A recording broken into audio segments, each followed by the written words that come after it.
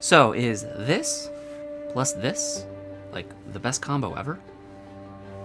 So today, we're slapping a roll of Provia 100F into the Leica M4, and we're heading to Old Ellicott City to take some shots. I've shot color reversal film for a long time, or color transparency, or color positive, or slide film, whatever you want to call it. And Provia 100F has always proven to be one of my favorite film stocks to reach for. And this shot is a great example of why I love Provia 100F so much. The color rendition is beautiful, it's soft and accurate. The grain is very fine, which allows to show tons of detail without having any distracting elements. Now real fast, for those of you that don't know, this is color reversal film, and this is color negative film. Color reversal film gives you a positive image. You see exactly what you snapped, where color negative gives you the inverse, and therefore it requires post-production to actually see what the image is going to look like. Very simple, very basic explanation. There's more to it than that, but that's the simplified version. Now I understand color reversal film has a lot less latitude, a smaller dynamic range, and is a lot less forgiving if you mess up the shot. But I think, again, that kind of brings you back to being more intentional, to taking your time and making sure you have the exposure completely right.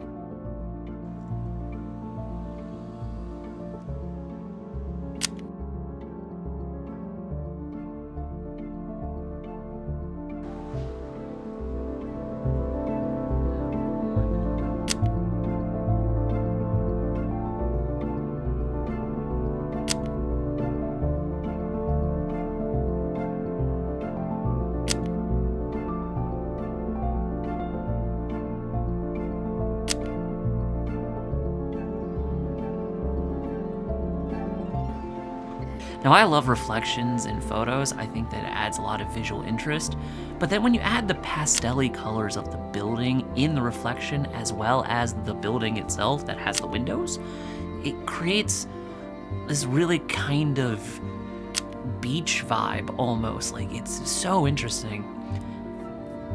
Let's just finish this roll before we go. I only have 4 more shots.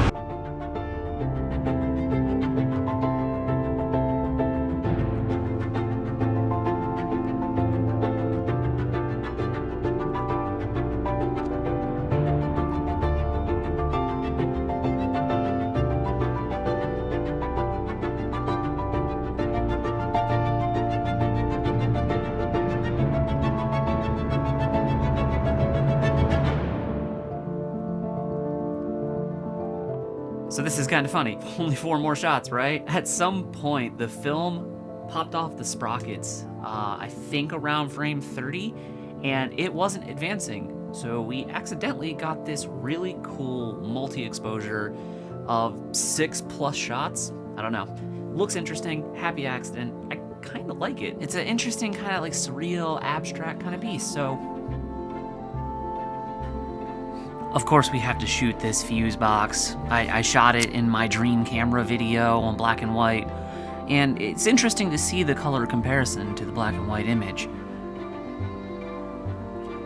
I'm not sure which one I like more. I then went back and fired a few more frames of the buildings that I thought I lost when the film stopped spooling. Now, I'm not sure what I think of this photo.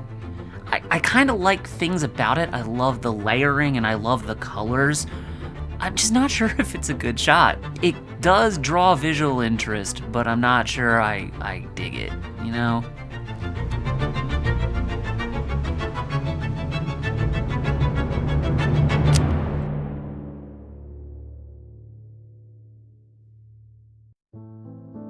And at this point, for some reason, I don't have any B-roll footage. I don't know what happened. I don't remember if the camera died or if the memory card ran out of space, but hey. So we walked back up towards the car, towards the parking lot, and I stopped to fire this shot. And I absolutely love this picture. It's simple, straightforward, but the colors are beautiful. I love how it was composed.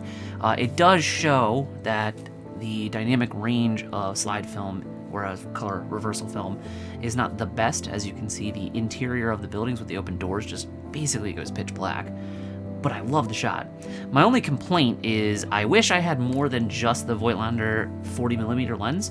I'm noticing it does have a lot of issues with linear perspective, so it really does create a lot of bowing on straight lines and on the edges of buildings. As we kept going, I also noticed this shot that I thought was kind of cool, just a little bit like street photography, catch the moment of some people figuring out what they wanted for lunch from this restaurant. I just kind of love how natural the shot is. It's a cool little moment.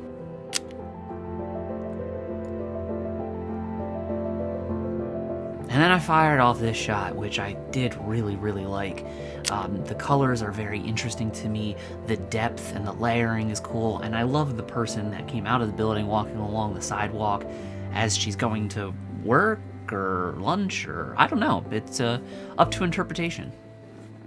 After that, Claire and I left. We went to go have our own lunch, and we had like a little kind of picnic where we went to this little park, and I saw this fire hydrant just sitting in the middle of a field, and I thought it looked really cool with the texture on it, the rust, and just how it stood out versus the just organic nature of the field.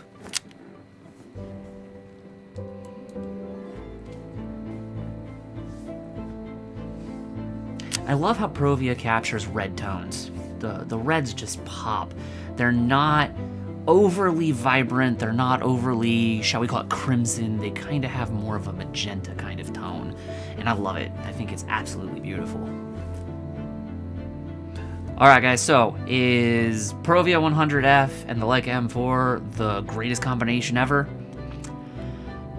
I apologize for the clickbait. It is up to personal preference. There are certain things that Provia is going to excel at, and there are certain shots that are going to benefit from Provia, but it all depends on what you're trying to shoot, and it all depends on your shoot style and your aesthetic. So, forgive me for the clickbait. So guys, that's gonna wrap us up for today. I really appreciate everybody who has watched to this point. If you don't mind, give me a like, hit me with a comment, subscribe to our channel, ring that bell so you know when we post more, so that we can keep giving you guys great content.